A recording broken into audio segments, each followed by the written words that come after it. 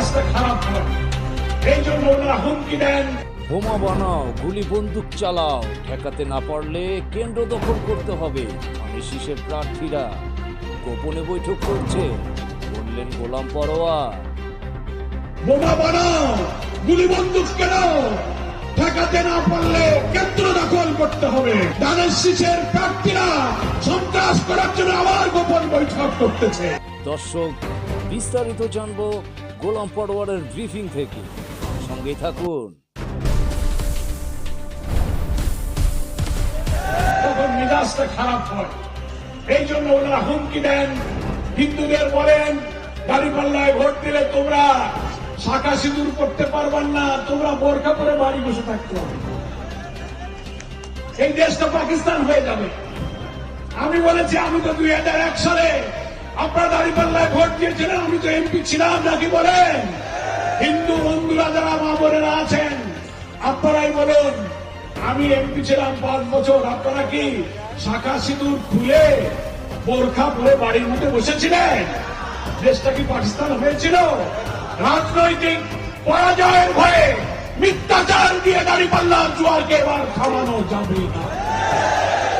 আমি হিন্দু ভাইদেরকে বলেছি, এবার দাঁড়িপাল্লায় হিন্দুরা, অন্যান্য দল, বিএনপির কিছু ভাইয়েরা অন্যান্য দল থেকে তারা চিন্তা করেছেন, আমরা অনেক রাজনীতি করেছি, ব্যক্তির চেয়ে দল বড়, দলের চেয়ে এখন দেশ বড়।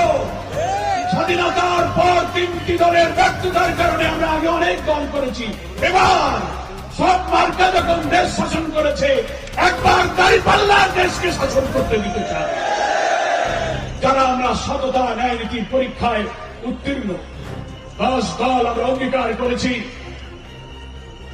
ডাক্তার শফিকুর রহমান, বাংলাদেশ জামাত ইসলামীর আমির, 18 কোটি মানুষের জননন্দিত নেতা, ইনশাআল্লাহ 12 তারিখের নির্বাচনে 10 দলকে বিজয়ী করে সংখ্যাগরিষ্ঠ আসন লাভ করে ডাক্তার শফিকুর রহমানকে প্রধানমন্ত্রী করে আমরা সরকার গঠন করব ইনশাআল্লাহ।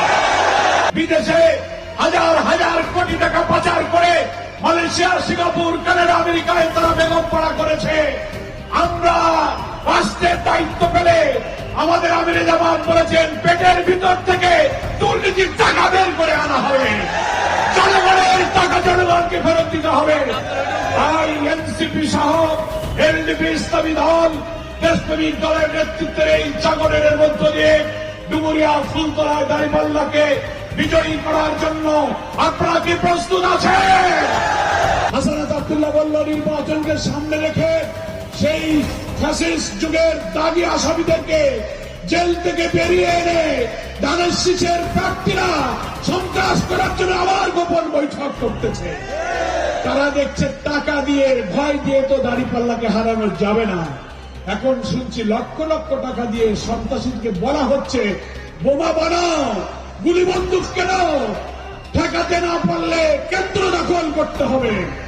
আমরা শব্দ নয় সত্য বলি, আমরা গুজব নয় খবর দেই, সদা জাগ্রত আমাদের চোখ, খবর আগে, সত্য সবার আগে।